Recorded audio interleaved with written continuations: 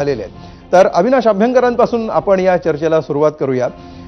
अविनाशजी, मागच्या 3.5 महिन्यामध्ये अनेकदा हा प्रश्न तुम्हाला विचारण्यात आला असेल आणि त्याच्यावर तुम्ही अनेकदा उत्तर सुद्धा दिलेलं असेल आणि हे सगळ्यांनाच मान्य आहे की हा दोन्ही नेत्यांचा प्रश्न आहे, दोन्ही पक्षांचा प्रश्न आहे। कधी युती करायची, कधी त्याची घोषणा करायची की नाही, जे काही करायचं असेल ते। मात्र इतर सगळ्या मुद्द्यांवर ज्या प्रकारची एक क्लॅरिटी दिसते तशी क्लॅरिटी या प्रश्नावर आलेली आहे असं आता तुम्ही म्हणू शकता का ठामपणे, की अजूनही मागच्या अनुभवांचा जो काही सावट आहे ते सावट अजूनही दिसतंय? ज्या प्रकारे उद्धव ठाकरे खुलेपणानं बोलतायत त्यानुसार एक ज्याला आपण म्हणतो की 2-3 स्टेप्स मागून राज ठाकरेंनी आज पहिल्यांदाच असं म्हटलं की आम्ही 20 वर्षानंतर एकत्र आलो आहोत, तुम्ही भांडता कशाला वगैरे वगैरे। काय म्हणताय आपण या सगळ्यात? कसं आहे, पहिलं म्हणजे तुम्हाला हे जे शेवटचं वाक्य आपण सांगितलं 20 वर्षानंतरचं, तर हे कुठल्या सूत्रांनी तुम्हाला सांगितलंय, मला सांगितलं तर बरं होईल, कारण तुमची सूत्र आम्हाला कळत नाहीत, ती तुम्हाला कळतात। एक दुसरं, आपण जर 2 कार्यक्रम बघितलेत तर ते दोन्ही अराजकीय होते। म्हणजे तो डोमचा वरळीचा कार्यक्रम असेल, त्याच्यात राजसाहेबांनी अगदी स्पेसिफिक सांगितलं होतं की तो कुठलाही झेंडा नसेल तर मराठीचा अजेंडा असेल। आणि परवा जे गेले होते ते सन्मान्य उद्धवजींचा वाढदिवस होता, त्यामुळे त्यांना शुभेच्छा द्यायला ते गेले होते। आज आमचा जो मेळावा झाला तो मेळावा हा फक्त येणाऱ्या निवडणुकांमध्ये नेत्यांपासून ते गटाध्यक्षांपर्यंत ते कार्यकर्त्यांपर्यंत कशा प्रकारे संपूर्ण महाराष्ट्रात काम करा, कशा प्रकारे लोकांपर्यंत जा, कशा प्रकारे आपण 19 वर्षात घेतलेल्या भूमिका लोकांना पटवून द्या, त्यात आंदोलनं आली, म्हणजे अगदी मायक्रो लेव्हलला कशा प्रकारे काम करा, अशा राजसाहेबांनी अतिशय उत्तम अशा सूचना केल्या। काही त्यांनी आदेशही दिले। 20 वर्षांनंतर आम्ही एकत्र आलो असं राज ठाकरे म्हणाले की म्हणाले नाहीत? म्हणाले नाहीत असं तुमचं म्हणणं आहे? तुम्ही तर होतात या ठिकाणी आणि तुम्ही अधिकृत सांगू शकता। मला आपण असं कोट करत असाल तर मी तरी तसं ऐकलं नाही। कारण ज्यावेळी मनसेच्या नेत्यांना ही प्रतिक्रिया विचारली, राज ठाकरे असं म्हणाले, त्याच्यावर त्यांनी ते डिनाय केलेलं नाहीये आणि आमच्या आधी योग्य तो संदेश तुमच्यापर्यंतच पोहोचलाय असं नांदगावकरांसारखे नेते म्हणतात। थोड्या वेळात आपण त्यांची प्रतिक्रिया सुद्धा ऐकू शकू। तुम्ही कोट करू, ठीक आहे, तुम्ही कोट करताय असं म्हणत नाही, पण असं झालंच नाहीये,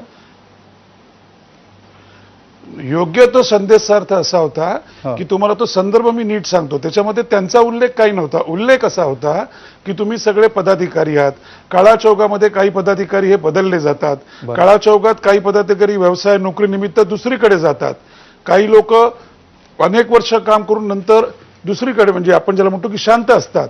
ह्या सगळ्यांना तुम्ही एकत्र घ्या। आपल्याला मनसे नावाचा एक उत्तम पिरॅमिड उभा करायचा आहे आणि त्याकरता तुम्ही सगळ्यांनी आपापसातले वादविवाद तंटे विसरून तुम्ही सगळ्यांनी एकत्र काम करायला पाहिजे, हे असं ते बोलले। आणि तुम्हाला आता पुढचं सांगतो, जेव्हा ते उतरले, जेव्हा पत्रकारांनी विचारलं की मी वरती येऊ का, तेव्हा सांगितलं वरती यायची काय आवश्यकता नाहीच आहे, तुमची सूत्र कायम तयारच असतात। कळलं का? तर ते काय झालं, दोन्हीची सरमिसळ झाली आणि शेवटी पत्रकारांचा जो प्रश्न होता त्याला सन्मान्य बाळासाहेबांनी दिलेलं ते उत्तर होतं। कारण पत्रकार फक्त तोच प्रश्न चुकीचाही नाहीये, तो प्रश्नच त्यांचा असा होता। त्याच्यात बाळासाहेब तुमच्या मनात जे आहे, जे काय त्यांनी उत्तर दिलं असेल ते त्यांनी दिलं, परंतु आम्ही सगळे आतमध्ये होतो, हे जे तुम्हाला मी सांगितलं आहे अशा प्रकारेच सगळं घडलेलं आहे। ठीक आहे, पण पुढे आपण ही प्रतिक्रिया ऐकूयाच, ते नेमकं काय म्हणाले, ही थोड्याच वेळात ही प्रतिक्रिया आपल्याकडे उपलब्ध होईलच। आनंद दुबेजी, ज्या प्रकारे उद्धव ठाकरेंकडून अगदी मराठीच्या मेळाव्यामध्ये जो त्रिभाषा सूत्रानंतरचा जो विजयी मेळावा झालेला होता त्यावेळी ज्या ओपनली सांगण्यात आलेलं होतं एकत्र आलोय एकत्र राहण्यासाठी, तितक्या ओपनली मनसेकडून प्रतिसाद येताना दिसत नाहीये किंवा राज ठाकरे स्पष्टपणे अशा प्रकारचे बोलताना दिसत नाहीये। तुम्हाला असं वाटतंय की हे थोडेसे सकारात्मकता, खुली सकारात्मकता विरुद्ध थोडीशी सावध सकारात्मकता असं चित्र दिसतंय, हे पुढे मागे असल्याचं तुम्हाला वाटतंय? अमोलजी नमस्ते, आपण सर्वांना सप्रेम जय महाराष्ट्र। विषय असा आहे की जेव्हा आम्ही राजकारण आणि सामाजिक जीवनामध्ये काम करतो तर कधी कधी अशी परिस्थिती येतात की आम्हाला युती करावी लागतात आणि एक दोन पक्ष एकत्र येतात, पण हे दोन पक्ष एकत्र येणार ह्याच्यामध्ये एक विषय आणखी आहे की दोघं बंधू पण आहेत. एक बंधू आणि दुसरे बंधू 20 वर्षानंतर एक मंचावर आले. ठीक आहे, तो राजकीय मंच नव्हता, तो एक सामाजिक मंच होता, मराठी माणूससाठी होता. पण ठीक आहे ना, उद्धव साहेब काय म्हणाले, एकदम स्पष्ट म्हणाले की जे महाराष्ट्राच्या मनात आहे ते मी करणार. म्हणजे आमची भूमिका एकदम क्लिअर आहे की जर लोकांची जनमत आहे, लोकांच्या मनात आहे की आम्ही दोघं बंधू राजकारणामध्ये एकत्र येऊन युती करू, तर असं आहे अमोलजी की युती एक दिवसात होत नाही. त्याची एक प्रोसेस आहे, एक पद्धत आहे. आनंदजी, मला प्रश्न हाच आहे. माझा प्रश्न मी अजून थोडासा स्पेसिफाय करून तुम्हाला विचारतो. जर शिवसेनेचं हे तत्व आहे 80% समाजकारण आणि 20% राजकारण, तर ज्या सामाजिक प्रश्नांवर जितक्या सहजपणे हे दोघं एकत्र येतात, जो 80%चा भाग आहे, तर त्या 20%च्या राजकारणासाठी एवढी प्रदीर्घ प्रोसेस का होतीये? म्हणजे काय असे नेमके प्रॉब्लेम्स आहेत किंवा असं काय होणं बाकी आहे ज्याच्यामुळे हे अजून क्लिअरली सांगता येत नाही? कारण असं आहे की शिवसेना हे खूप मोठा आणि खूप जुना पक्ष आहे. 1966ला निर्माण झालेला पक्ष आहे. महाराष्ट्र नवनिर्माण सेनाला पण एक 20 वर्ष झाले आहेत. पण दोघाही पक्षामध्ये खूप कार्यकर्ते आहेत. खूप लोकांची इच्छा आहे की आम्हाला पण लढायचं आहे, आम्ही पण पुढे येऊ. तर ह्यासाठी विचार करावा लागेल ना की कोण कुठे लढणार, कसा लढणार, ह्याच्यामध्ये वेळ लागतील. असा टीव्हीवर बसून आज युती करणार नाही करणार ह्याचा विषय होत नाही. अमोलजी, तुम्हाला माहिती आहे, तुम्ही खूप अनुभवी पत्रकार आहेत. पण एक महाराष्ट्रात मनात एक विषय तर आहे की दोन ठाकरे बंधू एकत्र आले ना, सगळ्यांना खूप बरा वाटला, सगळ्यांना चांगला वाटला की एक ठाकरे नावाचे जे ब्रँड, जे हिंदू हृदय सम्राट बाळासाहेब ठाकरे साहेबांची इच्छा होती की दोघं बंधू एकत्र यावा. पण ते ठीक आहे, ते कधी होत नव्हता. पण आदरणीय देवेंद्र फडणवीस साहेबांच्यामुळे ते संधी आम्हाला भेटली. पण आज जे राज साहेब म्हणाले की सगळे आपसमध्ये तयारी ठेवा, सगळे आपसमध्ये एकमेवाची भेटी घ्या, काय चुकीचे आहे ह्याच्यामध्ये? हे राजकारणामध्ये होत असतात ना की तुमचा एक पक्ष आहे, तुम्ही तुमच्या पक्षाच्या कार्यकर्त्यांना संबोधित करतात. ठीक आहे, तुम्ही आता पुन्हा एकदा देवेंद्र फडणवीसांचा उल्लेख केलात म्हणून मला केशव उपाध्यायांकडे जावं लागेल.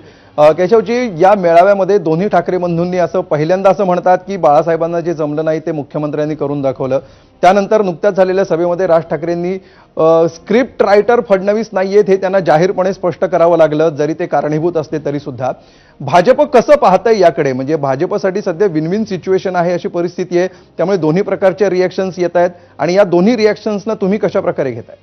सगळ्यात पहिल्यांदा पहिली गोष्ट असं आहे की मी यापूर्वी अनेक वेळा सांगितलं आणि आज पुन्हा एकदा सांगतो की दोन भाऊ एकत्र येत असतील तर त्यांचा पारिवारिक प्रश्न आहे, त्यांनी एकत्र यावं. महाराष्ट्रातल्या सगळ्या जनतेला किंवा एकूण आपली संस्कृती आहे, जर एखादं कुटुंब एकत्र येत असेल तर त्या सगळ्यांना आनंद होतो. तसं दोन भावाचं एकत्र येण्याचा आनंद सगळ्यांना आहे, तसं आम्हाला येतात. काय त्यात दुःख वागण्याचं, त्यात वेगळं काही वाटण्याचा प्रश्न येत नाही. कुटुंब जर एकत्र येत असेल तर त्यांना शुभेच्छा, ते शुभेच्छा देण्याचं काम नक्की असेल. प्रश्न असा आहे की त्यांची राजकीय युती होणार की नाही.